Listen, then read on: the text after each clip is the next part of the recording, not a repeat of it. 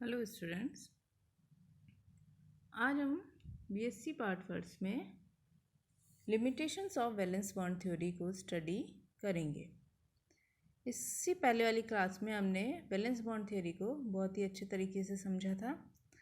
अब हम इसमें देखते हैं कि इसमें कुछ कमियों को देखते हुए कुछ इम्प्रूवमेंट्स सजेस्ट किए गए। वो क्या क्या थे? जैसे कि इसके परिकलित तथा प्रायोगिक कैलकुलेटेड और एक्सपेरिमेंटल वैल्यूज़ में डिफरेंसेस आने लगे, तो पॉलिंग ने यह सुधार दिया कि हाइड्रोजन अणु में सहसंयोजक गुणों के साथ साथ आयनिक गुण भी होते हैं। पॉलिंग के अनुसार हिटलर व लंदन द्वारा प्रस्तावित जो संरचनाएं अपन ने 1 और 2 दी थी के अलावा दो अन्य संरचनाएं 3rd और 4th भी संबंधित हैं, जिनमें दोनों इलेक्ट्रॉनों को एक साथ किसी एक हाइड्रोजन नाभिक के समीप भी देखा जा सकता है।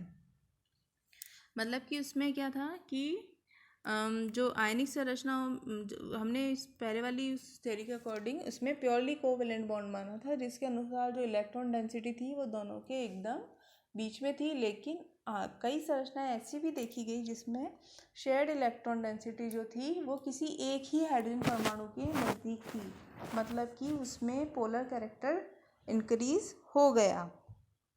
तो इसकी 3rd और 4th टाइप की संरचनाएं दी गई, जिसमें देखिए कि ये 1 और 2 वाला इलेक्ट्रॉन जो है ए वाले नाभिक के अधिक निकट है, इसलिए इसमें नेगेटिव चार्ज आ गया, और बी वाले से दूर है इसलिए पॉजिटिव चार्ज आ गया।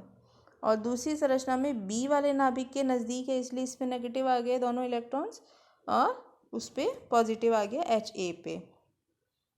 अतः संरचना 3rd और 4th का जो वेव फंक्शन होगा वो क्या हो जाएगा? Psi 3rd equals to psi A1 psi A2, और क्योंकि ए के नज़दीक है, और B4 आ गया साई B1 और साई B2। अतः साई की वैल्यू क्या होगी? Total Sai 3rd and Sai 4। अतः हाइड्रोजन परमाणु का जो कुल वेव फंक्शन होगा वो होगा psi total equals to psi covalent plus psi ionic. यहाँ लैम्डा जो एक कॉफिशिएंट है जो इसकी क्या अणु के बॉन्डिंग में हिस्सेदारी को दर्शा रहा है, तो इसको हम इस इक्वेशन से देखेंगे। Total psi equals to psi 1 plus psi 2 plus lambda psi 3rd plus psi 4। इस सुधार के बाद बंद ऊर्जा तथा बंद दूरी का जो मान था वह 96 किलो कैलोरी पर मोल तथा 0.78 एंगस्ट्रॉम आता है, जो कि प्रैक्टिकल वैल्यूज़ के बहुत ही नज़दीक है। इन सब को देखते हुए अब हम आगे देखते हैं कि उसमें आयनिक कैरेक्टर आने की वजह से उसकी कुछ कुछ प्रॉपर्टीज़ में वेरिएशन आ गया, तो इसके बेस पे इसकी क्या क्या लिमिटेशंस दी गई उसको हम स्टडी करते हैं। जैसे फर्स्ट कोऑर्डिनेशन बॉन्ड में साझे के लिए इलेक्ट्रॉन युग्म केवल एक ही बंधित परमाणु द्वारा दिया जाता है, अतः इस सिद्धांत के द्वारा कोऑर्डिनेशन बॉन्ड का बनना नहीं समझाया जा सकता। मतलब कोवैलेंट बॉन्ड तो समझा, कोऑर्डिनेशन बॉन्ड में हम क्या देखते हैं कि उसमें वेकेंट ऑर्बिटल होते हैं, उसमें इलेक्ट्रॉन पेयर जो पूरा ही है वो किसी एक ही स्पीशी लिगेंड के थ्रू दिया जाता है, तो उस चीज़ को इसके द्वारा नहीं समझाया गया। ऑक्सीजन और B2 अणुओं के पैरामैग्नेटिक यानी कि अणु चुंबक वाले गुणों को भी इस व्यवहार इस तरह से नहीं समझा सकते।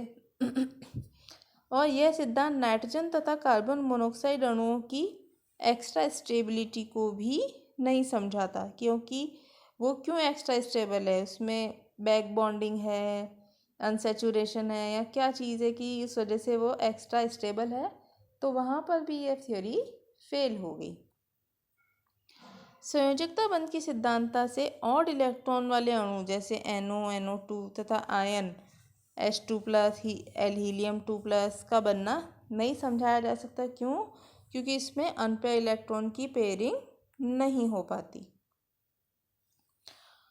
यह सिद्धांत जो है इंटरमेटलिक यौगिकों की बंधन प्रकृति को नहीं समझाता कि इसमें बॉन्ड किस तरह से बनता है इंटरमेटलिक, और यह सिद्धांत इलेक्ट्रॉन डेफिशिएंट अणुओं के बंधन की प्रकृति को, मतलब कि जिसमें इलेक्ट्रॉन कम होते हैं बॉन्डिंग के बाद भी, वो किस तरह से बन गए उनको भी नहीं एक्सप्लेन करता। यह किसी संयोजी बंध में आयनिक गुणों की प्रतिशतता की जानकारी नहीं देता कि कितना % आयनिक कैरेक्टर है, कितना % कोवलेंट कैरेक्टर है, इससे भी हमें जानकारी नहीं मिलती। तो इस सिद्धांत में किसी अणु अथवा आयन के सभी रासायनिक व भौतिक गुणों को किसी एक संरचना द्वारा हम नहीं बता पा रहे हैं, अतः उस अणु की एक से अधिक संभावित संरचनाएं या कैनोनिकल स्ट्रक्चर्स हमें लिखनी पड़ती है, जबकि वास्तविक संरचना इन सभी का क्या होता है, एक अनुनाद संकर होता है। तो वैलेंस बॉन्ड थ्योरी का विस्तार कर रेजोनेंस व हाइब्रिडाइजेशन का इसमें समावेश किया गया, जो हमारे इसमें आगे हम इसको और भी हाइब्रिडाइजेशन के तौर पे इसको ढंग से स्टडी करेंगे। तो ये कुछ कमियां थी जो हमारे वैलेंस बॉन्ड थ्योरी में आई गई, जैसा कि इसमें कोवैलेंट बॉन्ड के साथ साथ इसमें आयनिक बॉन्ड का पार्टिसिपेशन भी डिस्कस किया गया कि यह पार्टिसिपेशन इसमें कितना होगा, और इसको तरंग फलन से रिलेट किया गया। उसके बेस पे हमने किसी भी मॉलिक्यूल में टोटल जो वेव फंक्शन है उसकी कैलकुलेशन करी है कि वह सहसंयोजक बंध और आयनिक बंध दोनों के कॉम्बिनेशन से किस तरह से हुआ। लेकिन उसमें प्रैक्टिकल वैल्यू और थियोरेटिकल वैल्यू में डिफरेंस आने की वजह से इसमें और भी इसकी कई सीमाएं आ गई, जैसे कि यह कोऑर्डिनेशन बॉन्ड का बॉन्डिंग नहीं समझा पाया, अनुचुंबकीय गुणों को नहीं समझा पाया, एक्स्ट्रा स्टेबिलिटी कुछ मॉलिक्यूल्स की वो नहीं समझा पाया, साथ ही ऑड इलेक्ट्रॉन वाले सिस्टम्स को नहीं समझा पाया। तो ये सब इसकी डीमेरिट्स रह गई थी, जिनको हम आगे सॉल्व करेंगे, जिसके लिए हमें बैलेंस हाइब्रिडाइजेशन और ओवरलैपिंग को ढंग से समझना पड़ेगा, जिसे हम नेक्स्ट क्लास में लेंगे। Okay, thank you.